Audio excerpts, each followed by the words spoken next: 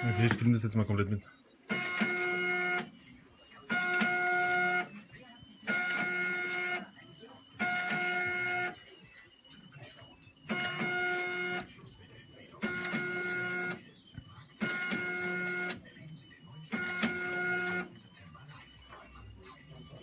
Okay, now we're going to load the media.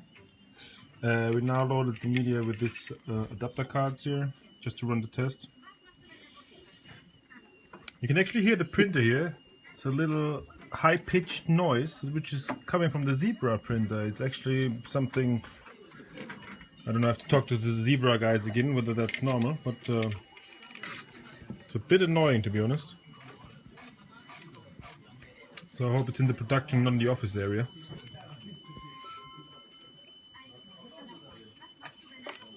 Now I can see how you have to fiddle around a bit the labels. And this is something I wanted to mention. If you do not use pre-printed media, you see you have from the printer to the media output to the application of the label.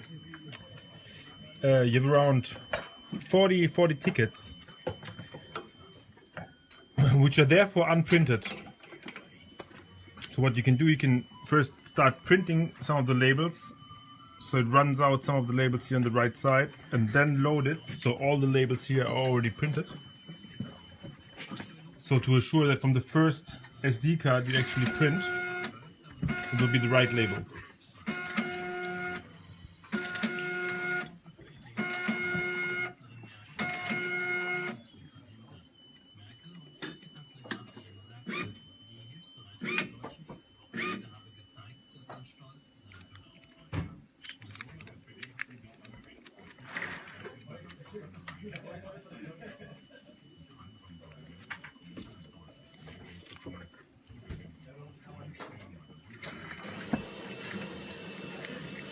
Here you see a diagram on the machine, how to roll on label wheels and how to fiddle it into the machine.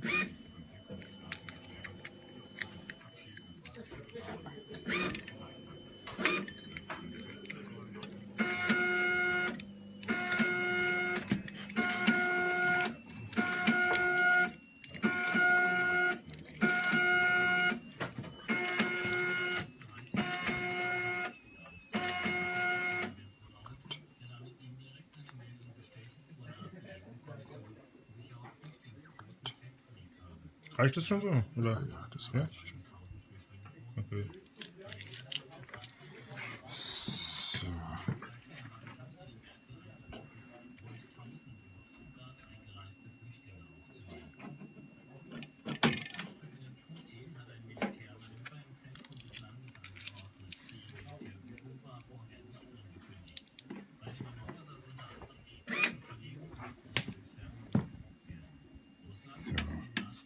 So, 25 Stück. Now we're going to run a test with 25 pieces.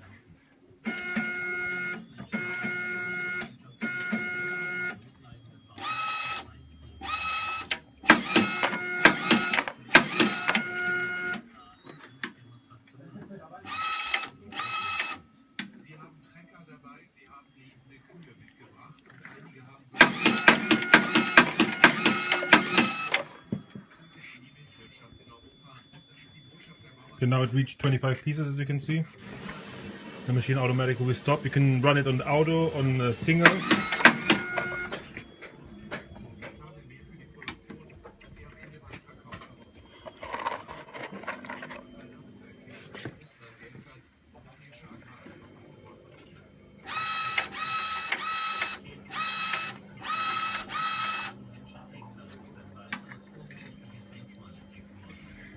Let's see, you have 5 production orders now of 200 pieces. You can just print the first 200 pieces, then the second 200, and the third 200, and then the last, let's say the last batch of 100 printouts. You have here the remaining 35 to 40 labels, in fact. So you have to empty those by using some adapters or anything. Or let's say we want the last batch of 100 pieces, then you actually have to print 130 pieces. How many labels are between the printer and the It's around 30 pieces, right? Oder? Ungefähr 30? Ungefähr. Ja. Ich muss schon vorlaufen lassen. Ich So habe you have, eingeben. let's say you have 5 batches of 200 pieces. You have to print the first 4 just with 200, and then the last one with 130 in fact, 230 in fact, because you will have the remaining 30 pieces still here on the label roll, on the distance between the printer output and the label application. So then you stop with the production, you start the next production run, you will still have the 30 remaining labels here on the reel. So what you have to do, you have to put 30 like these adapters here and just run them through the machine before you actually produce the real SD cards. I mean, this is the downside of using the machine all in one with the printer in combination with the label applicator. There was certain flexibility with that, but I just want to point out the downside of it. This is now using the raisins, the smaller raisins. It works actually very reliable now. I did some minor modifications because it scrambled, the tickets scrambled sometimes in the machines before. You just had to apply some screws to keep the label inside. Otherwise, the printer, as you can see, is quite a big printer, but it's the only industrial design which was offered with Zebra. So the problem was, normally this printer is made for printers up to this wide, up to 20 centimeters. And of course the SD card labels are quite small. So the label reel was actually wandering from left to right, causing the label to crumble inside the machine and to cause an error.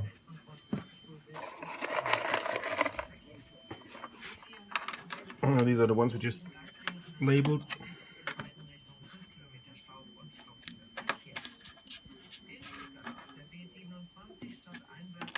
As you can see, the position is quite good. This is now using the resin. It's water resistant. It's to a certain level scratch resistant, but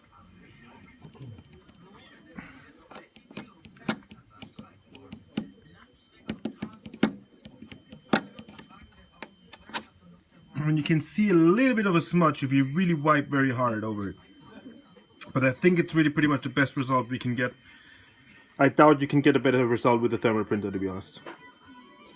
I'm gonna wrap up some of the samples and send them over to the US so you can judge yourself.